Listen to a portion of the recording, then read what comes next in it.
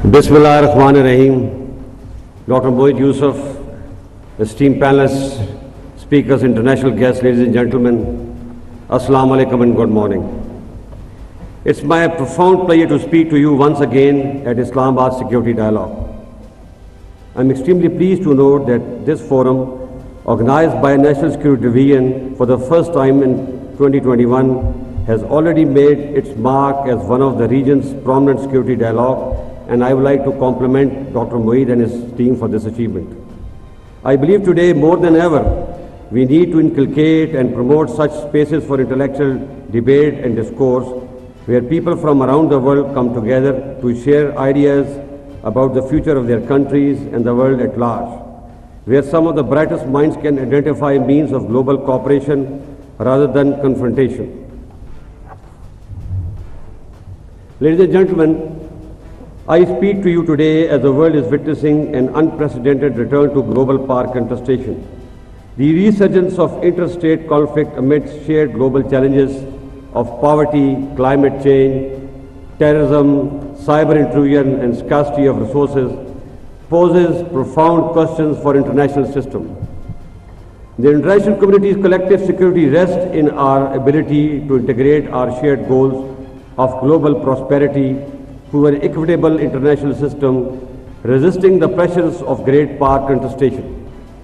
Pakistan, as a country located at the crossroads of economic and strategic confluence, is navigating these shared challenges in our immediate region and through our partnership in the international community. Ladies and gentlemen, Pakistan's first ever national security policy places the safety, security, dignity, and prosperity of its citizens at the heart of our security policy. It recognizes the symbiotic relationship between economic, human, traditional security, placing economic security at the core, with the ultimate aim of achieving prosperity for our citizens, with focus on ensuring domestic economic stability and growth, augmented through development partnership with the international community under our geo-economic strategy. Achieving this requires peace at home and abroad. Internally, Pakistan law enforcing agencies and the military have given innumerable sacrifices to defeat the menace of terrorism. Since 2001, Pakistan has suffered over 90,000 casualties and more than 150 billion in economic losses. Our commitment to defeating terrorism remains unwavering. Through the selfless dedication and sacrifices of our armed forces, civil law enforcing agencies, and support of our nation, we have made remarkable gains against terrorism. This has resulted in a marked improvement in the internal security situation of Pakistan. However, the threat of terrorism and violent extremism remains and the struggle continues till we eliminate the last terrorist and cause of terrorism from our region. We are committed to preserving our gains against terrorism, and we are working with the interim Ikhwan government and other neighbors to ensure that terrorist organizations are no longer allowed to use territory of one country against another one. A peaceful and prosperous West and South Asia is our goal. Pakistan national security policy places a premium on promoting national cohesion and harmony through the precepts of unity in diversity. Our focus remains on eliminating intolerance and extremism by celebrating the diversity of our country and ensuring the right of state to preserve the fundamental rights guaranteed under the constitutions, irrespective of caste, creed, or belief. I fully realize that it is a huge challenge, but we are committed and we will not relent till we make Pakistan a moderate and forward-looking country as envisioned by our founding father, Qazi-Azam Muhammad Ali Jinnah. Pakistan also recognizes that it is the regions, not the countries, that grow. That is why we believe that peace and stability in our wider regions are prerequisites for achieving shared regional prosperity and development. In this regard, our doors are open for all our neighbors. Ladies and gentlemen, for decades, conflict in our immediate West has created negative externalities and spillover effects that have adversely impacted our economy, society, and security. This is why Pakistan continues to work closely with the international community to pursue peace and stability in Afghanistan. Unfortunately, lack of financial flows and continued sanctions are creating a humanitarian crisis in Afghanistan. Pakistan has worked tirelessly to provide humanitarian aid to the people of Afghanistan in collaboration with the international community, but much more is needed. It is our collective responsibility towards the people of Afghanistan to ensure that timely and adequate humanitarian aid flows into the country. While the world, especially the West, are preoccupied by the humanitarian crisis unfolding in Ukraine, we must ensure that 40 million Afghans who face terrible conditions are not forgotten. The consequences of our inability to address the humanitarian crisis in Afghanistan will not only lead to refugee crisis, but will again make Afghanistan an epicenter of terrorism where Daesh with its global agenda flourishes, which may result in more than one 9/11. Therefore, good or bad, it is important for the international community to keep Afghan government's nose above the water. The performance of present Afghan government is not satisfactory to say the least, but we have to be patient and accommodative. Instead of imposing sanctions which have never worked, we must incentivize Afghan for their positive behavioral change. While Pakistan shares some of the concerns of the international community, we believe that disengagement with Afghanistan is not an option. We urge the international community to share their concerns directly with the Afghan interim government and continue their engagement to ensure uninterrupted flow of humanitarian assistance to the people of Afghanistan.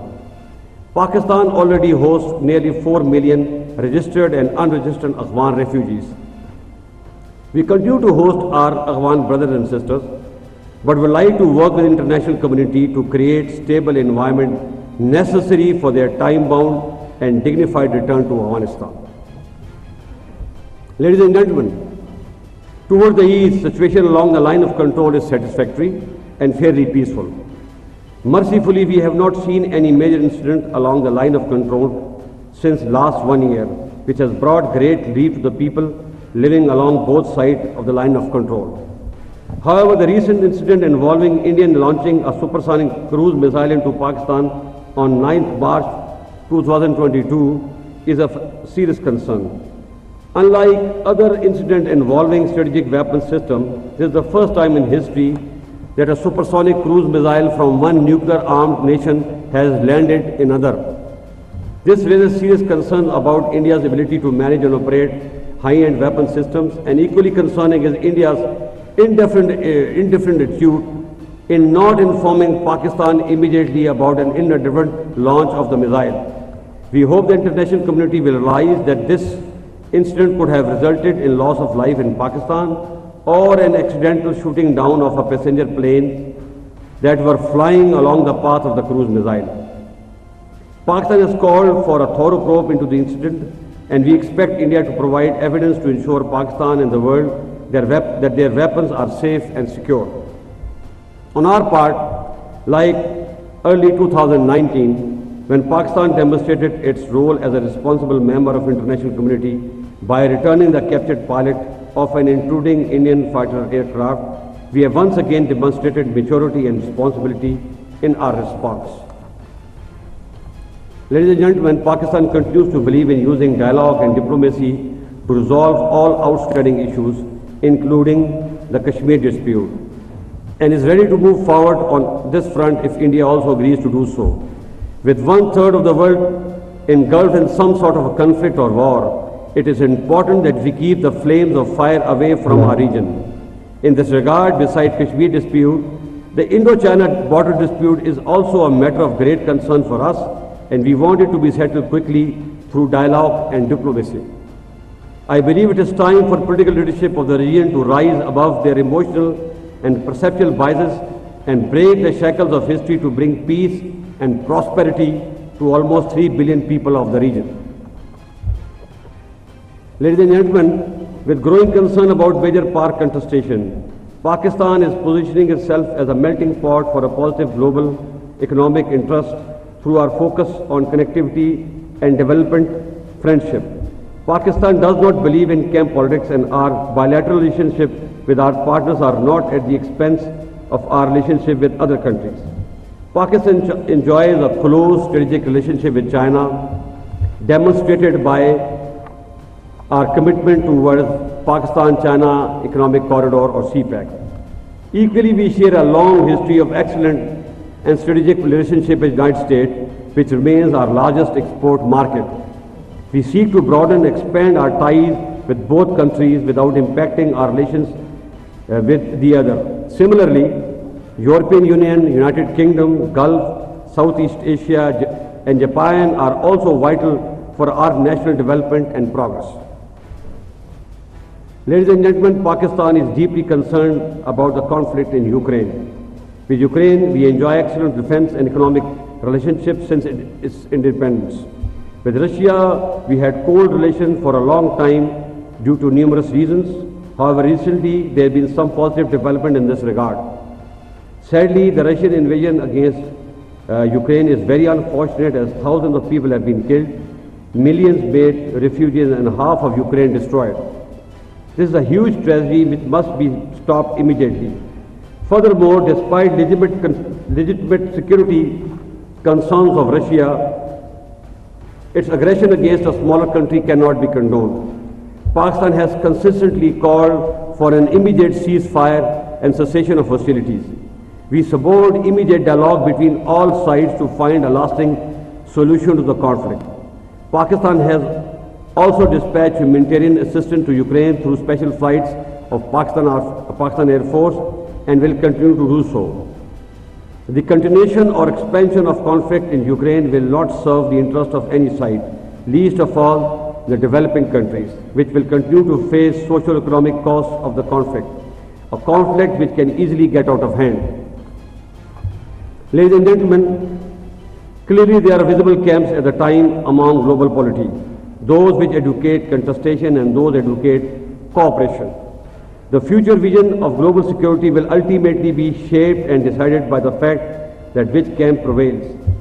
I believe the world today, at this civilizational and scientific pinnacle, is built by those who visualized and believed in cooperation, respect and equality instead of divisions, warmongering and dominance. Pakistan today has a unique position where it has very cordial historic relation with both the camps. Our interests are best served only if cooperation between various power centers is promoted instead of contestation, and so is the case with other developing countries. I beg your pardon. It is therefore necessary for the world leadership to support the island of cooperation such as Pakistan instead of promoting those who wish to gain from this contest. Finally, one quick and important lesson as a military man that emerges from Russia-Ukraine conflict, which must be highlighted over here, and that is that it is the preeminence or dominance of firepower over mobility, as was the case during First War. This has given a heart to smaller country that they can still defend their territory with smaller but agile forces against an aggression by a bigger country by carrying out selective modernization in equipment and adopting novel ideas. And this is the course we intend following for our future developmental strategy. I thank you. YouTube पर Googly News देखने के लिए youtube.com की search bar में Googly News TV type करें। Googly News के page पर सुर्ख रंग के सब्सक्रिप्शन वाले बटन पर क्लिक करना ना भूलिए। YouTube पेज पर अपलोड होने वाली वीडियोस से बाखबर रहने के लिए बेल आइकन पर क्लिक कीजिए। आपको हर नई वीडियो के बारे में नोटिफिकेशन मौसूल हो जाएगा।